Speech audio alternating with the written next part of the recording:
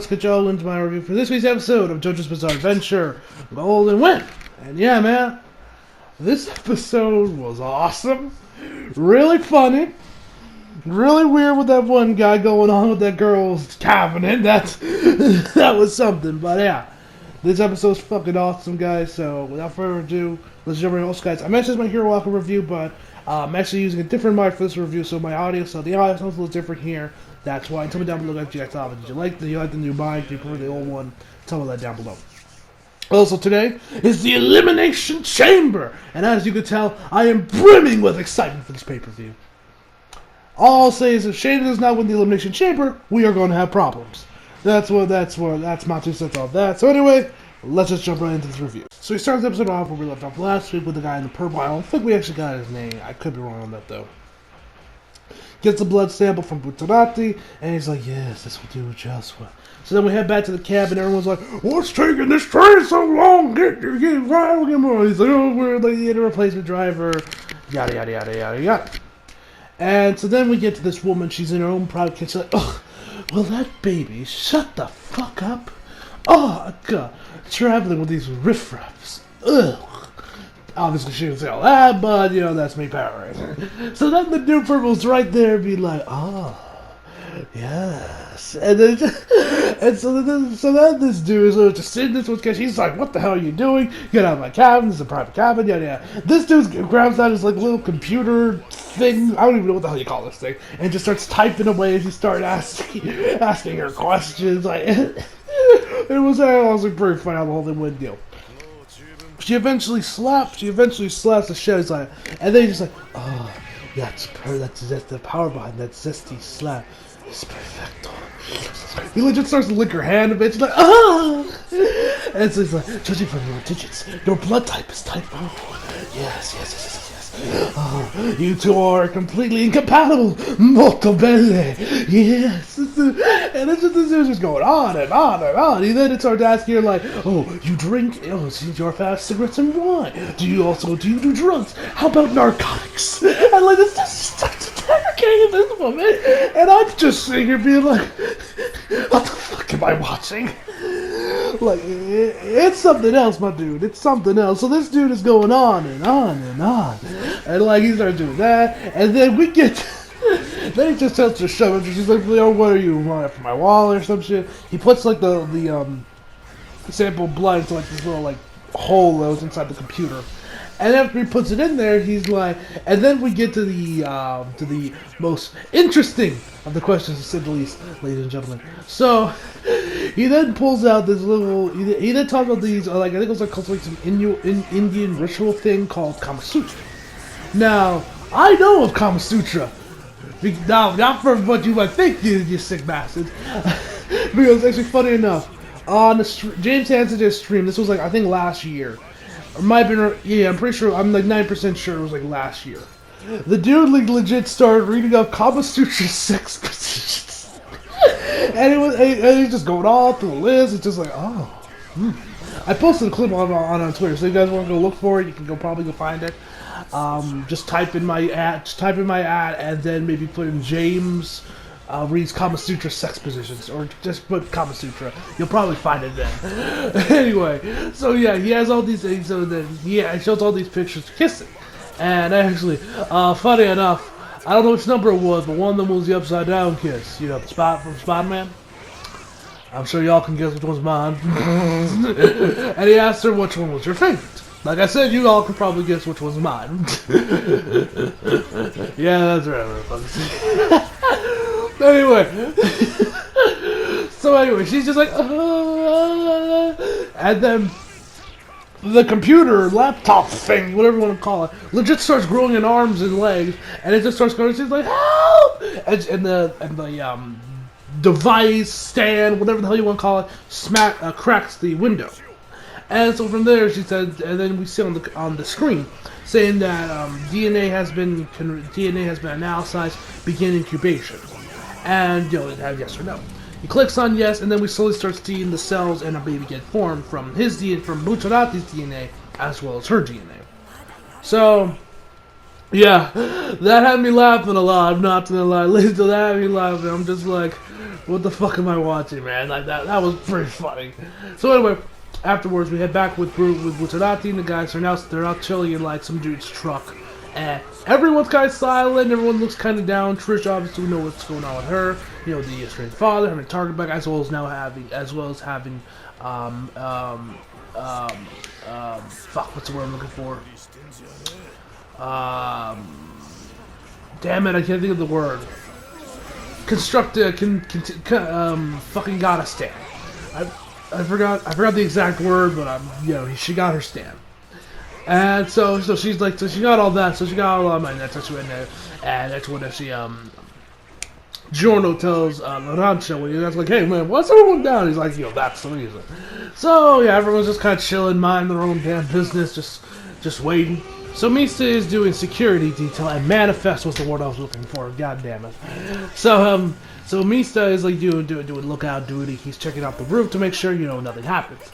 Then number 3, I think it was, whichever one is the one that's always crying or that always gets bullied by number 5. Going out, Mista, number 5 and number 2, they're eating a burger. Some Japanese guys, but they're eating. He's like, what the hell are you talking about? There's not scrap food. And then he you see these crumbs kind of fall. He looks up, and then you have those 2 motherfuckers in the burger that the truck driver was eating. And then we get there, and he looks up, and for his birds, he has a napkin in his face, like, huh? Now where the hell did my burger go? Throws the paper to the ground, finds the turtle. He's like, huh? What's a turtle doing here? Mista's like, shit!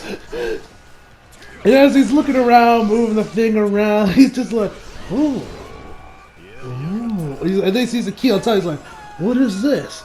And then, as that one dude's looking at it, the rest of Sex Pistols are just looking at him like, what are we gonna do, Mista? And then Mista does? He just decides, fuck it, and socks him! A simple uppercut would send him crashing into the railing, to the right or whatever. And then everyone that of course makes everyone else, Fugo, Fugo, and the rest of the guys. They're all looking at him, Abakio. They're all looking at him like, what the hell happened? You were doing lookout duty. What happened? And then Mista's like, oh, I don't know, fam. But judging from the sound, it seems like we came to a stop. Yeah, that's one way to put it, my friend. So anyway.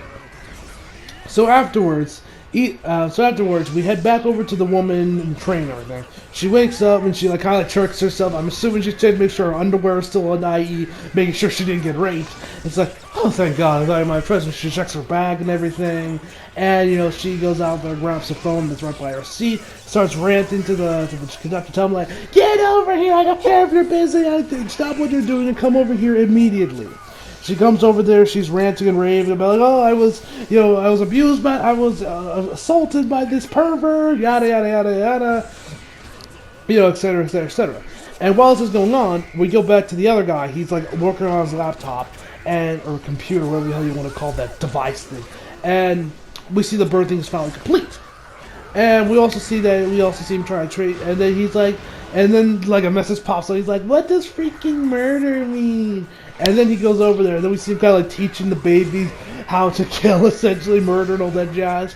He shows this picture book with a few animals on it: a zebra, a lion, a giraffe, and an elephant. He says, this is Mr. Lion. He's the king of the jungle. This is Mr. Zebra. This is Mr. Elephant, and this is Mr. Giraffe. And then the next page is them is a lion with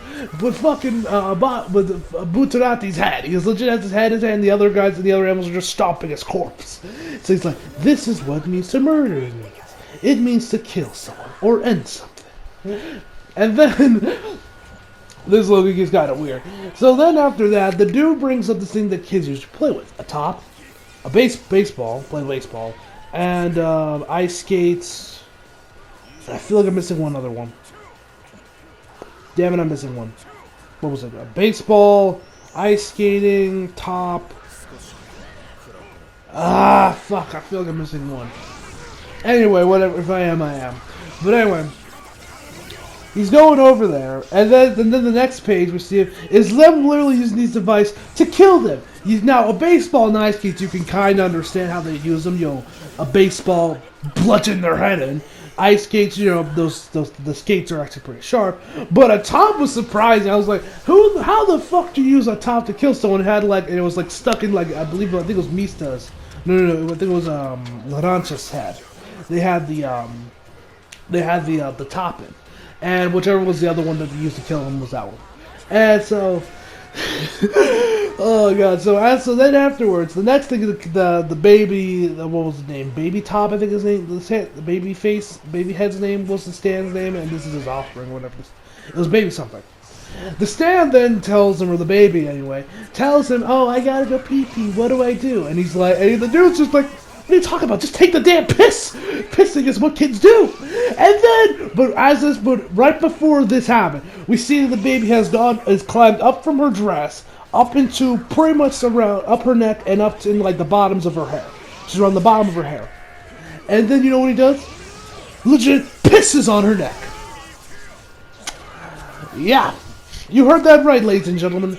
This dude legit pissed on her neck. She's like, oh god! She's like, oh god, what is this? She goes check her neck. She's like, oh, it reeks. And then you get other messages that pop up. And then on the computer that says, Mommy called me vile and said I smell and that it's vile. Or that I reek and that it's vile. And so then he's like, oh, but what do you, what is your reaction to this? He says, I have the best mommy in the world. Yeah, this getting kind of crazy, ladies and gentlemen. This getting kind of crazy, but hey, this is JoJo. It comes with the fucking territory here, ladies and gentlemen. Anyway.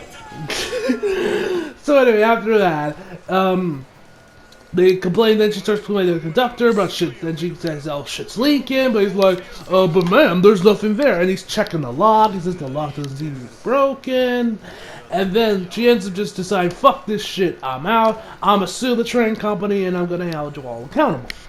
So, and also right before this point, she also asked her, the baby asked her on the computer or whatever, that he's hungry. And he's like, nah, not yet, you want to wait. He also says, give me a drink at least. He's like, not yet. So as she's leaving her cabin and going to the hallway to, I'm assuming, take one of the exits out, she then actually starts, these squares, these perfectly shaped squares start to form around her body, and they start to disappear like pixels. You know, if you guys see the movie Pixels, it's kind of like the way where the pixels would disappear, or if you played Minecraft when you're taking out some minerals and shit. It kind of has that same kind of look to it. So, which was actually kind of a nice sight to see, actually. So then she vanishes, and the conductor's like, oh, what the hell happened here? And then the dude goes, and then he's like, oh, yeah. And then he's like, oh, damn it. Mommy told you how to murder, but it was too soon. Then you know what the baby does? He jacks his bike. He jacks his bike, runs off to go find Butarati. Because he also told him, go and get Butarati and the rest of his guys, but leave Trish. Just capture her, leave her unharmed. So he runs off and he says that Babyhead's offspring is a pinnacle of long-range stands. And so after that, we head back over with Butarati and the rest of the guys. And so they're wondering what's the next move, which we take as our next mode of transportation. I think it was Laurenti says, oh, well, I'm just doing these cars. And then Frugo's like, oh, yes, please, let's announce our position to the enemy. And then we get to Giorno, and he's just wrecking shit. He's destroyed all the cars. And they're wondering, what the hell are you doing? What the hell are you doing, Giorno? So what happened was, or so what they're doing is actually that Giorno's plan is that he's going to take that if they take one of the cars, it's going to be pretty easy to figure out where it goes. But if you destroy hundreds of them or most of them, it's going to take a lot longer to figure out which one is which of the stolen vehicles when they're all across the city and beyond. So that's his thinking anyway. And which is, and then fucking Abakio's like, oh, that's pretty good. And then he hands him the turret, tells him, you tell Butarati about the plan. He's like, oh, okay. So then we head back to Butarati. Trisha's kind of staying on top of the chair. She's kind of leading her, and she's kind of moving her head forward closer to the entrance or exit or whatever the hell you want to call it from the key. And Butarati's like, stay there. Don't go any closer. It's too dangerous for you to go out now. And they figure out, and then he's wondering, and then she straight asks him hey, I gotta ask a question. You might think this is stupid, but I hope you answer. And Butarati's like, what the hell's the question, woman? And he says, and she says, why the hell is there not a bathroom in this stuffy ass room in here? And he's like, oh, and don't you dare, and please don't tell me you want me to wear a diaper. And he's like, no, of course not. He's like, yes, that's true. So you know what this man... Oh, Butarati, I love him. So you know what Butarati does? He goes into the fucking closet and opens a zipper there. He says, there you go, that's your bathroom. Yes, y'all gonna be popping a squat if y'all gotta take a shit. I feel bad for Trish. All she's gonna be doing is popping squats. Bruh. So yeah, and the Trish is looking at him like, are you serious? He's like, what? I thought you had to use it. He's like, and then that's when Navacchio. Giorno comes in there and says, hey, Butarati, we're going to be transported by car, yada yada yada. They're like, alright. So then he notices that there's a motorcycle parked out there. And he's like, and then he's looking over there. Butarati's like, hey, what's going on here? What's going on, Giorno? Next thing he knows, Trish has disappeared. He looks around, trying to figure out where Trish is. He turns around and sees her hand kind of being dragged from the couch. He goes over to check it, and then he sees that her body's going into like this, like a drawer area or whatever. He goes and grabs her hand, starts pulling out. She has that same pixelized look to her as well. And and then Butarati starts to get the pixel all over him. He tries to get Superman, but he has just like fading into the nothingness or blowing up into nothing, whatever you want to call it. We get back to the other guy. He tells him that they got them both captured. He's like, molto belle, molto belle. He's like, the dude speaks so much Italian here, and he tells them to make them scarce until they can make their exit. And and then Babyface, or Babyhead, I should say, comments that out like, oh, but there's a guy that he doesn't recognize that's walking the exit, which of course is Giorno, and that is a new guy. So he's trying to figure out where to go from there. Giorno is like, he tells Butarati, stay careful. There's a bike here that came out of nowhere. So afterwards, he then looks inside the key, and he doesn't get a response from Butarati. He looks around, and they're nowhere to be seen. And so he's looking around, trying to figure out where the hell the key is, or where Butarati and the guys. He doesn't know where it is. He's about to announce it to the other guys, and they vanish. But right as he does, the dude, Babyhead, takes off his throat or his vocal cords, removes those out of there, and he's gone. And the man can't speak, so he can't tell the other guys that that there's an enemy stand here. And then we get back to Laurence and the guys, and Mesa's like, "Will you guys take a chill pill?" He's like trying to fix the car, and he's like really on edge for some reason. He's like, "Oh, will you guys just take a chill pill and shut up already?" So anyway, so after that. So after Vista's like looking like he's like a fucking sound like he's like a paranoid crack addict. We get back to Giorno, trying to figure out when he can get back out of there, but eventually he also ends up losing his leg as well as one of his eyes as well to the enemy stand. And the guy's like, oh yes, molto belle. Yes, he keeps typing away on his keyboard, and he tells him to keep on Trish. But this was a little bit before, so I'm a little out of the way. But he also ends up calling the rest of his guys as well, tell them and have them come over to where Babyhead is. So he calls the rest of the assassination, what was it called? The Hitman team, I think they're called, right? Hitman team, Hitman squad, something along those lines. Anyway, so after this, we didn't see the rest of the. We kind of see them going out for a bit, and then eventually the thing actually. And then Giorno. It says that that he's inside, but he can't get out. What does he do now that he's been captured, or kind of? Because Giorno actually removed the cure from the turtle shell, and that he said that only living things connects it. And Malone, we found out his name was later on the episode. Malone. Oh, I literally just remembered it. Malone comes in there and he's like, what the hell are you talking about? Because it's all not only disconnected. And while he's talking, we see the dresser going up out towards the exit. And he's like, what the hell are you going on about? And then next thing we know, the dresser comes out and it kind of forms this rock shape, which is Babyhead. And then Giorno and the Babyhead rock thing kind of go out for. He's trying to get rid of it, but he can't. Which eventually leads to excuse me. Actually, where Giorno is almost presumed dead, because he gets like another part of his throat gets ripped out. I already mentioned his eye he already loses his eye, and he's like, at this rate, they'll get Trish, yada yada. And then the Babyhead grabs the turtle, puts the key back in there, and goes, we actually finally see the design of Babyhead. Looks pretty cool, and then The Giorno comes back to life. He manages to make him drop, or he actually goes after his bike. But Giorno comes after him while he's kind of like walking towards him, and he's like, "What the hell are you going on about?" And Giorno actually ends up like locking. Actually, has this root kind of growing out of the bike that kind of pretty much keeps him in place. He eventually gets out of there, and then he turns, and the bike kind of lifts over. Some oil starts leaking. And he's kind of like, "Oh great, they turn back to rocks." Then he goes, and then he goes after the turtle, which is right by the oil, and Maloney tells him, just let him go get him, because once he does, you're going to take him out and make sure he can't revive ever again. So he goes over there. You see Babyhead coming out of the oil, and it takes out Golden Wind's wrist, or one of his arms, one of his wrists. He takes the wrist, and he's like, "Ha ha ha! I'll admit, you almost got me there for a second, Barstar." Then the piano plays, bum bum. I swear to God, this song has become such a fucking meme. I legit, every time this song plays, I can just feel the memes taking over, man. And Joe's like, you have a knack for turning things into objects. It made me think of something. And then I'm sorry, man, I just can't help with that piano, man. That piano's so good. Anyway, so Giorno tells him that, "You fool, you should be looking at your own hand instead of trying to go after mine." And then we see this thing kind of like this big bulge kind of forming around his arm, going through his body, exiting him like a fucking chest burster, which is revealed to be a fucking piranha. And that is where the episode ends, ladies and gentlemen. So overall, this episode was fire. I also forgot to mention, Malone, once the train starts moving, he's actually in the room from the chick that he kind of like, kind of assaulted or harassed or whatever. But then that was pretty funny. They went and got just chilled out of there. So yeah. Overall, I'm gonna give this episode a 10 out of 10, just for like the final 2 minutes with Giorno and the piano. Man, I fucking love that piano. Anyway, so yeah, hope y'all enjoyed the video. You like me, subscribe if you're new. Follow me on Instagram, Twitter, flag, links in the description box below. And as always, come back for more.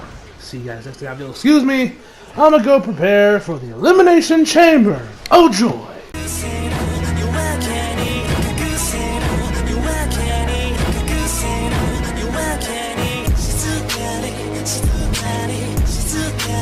It's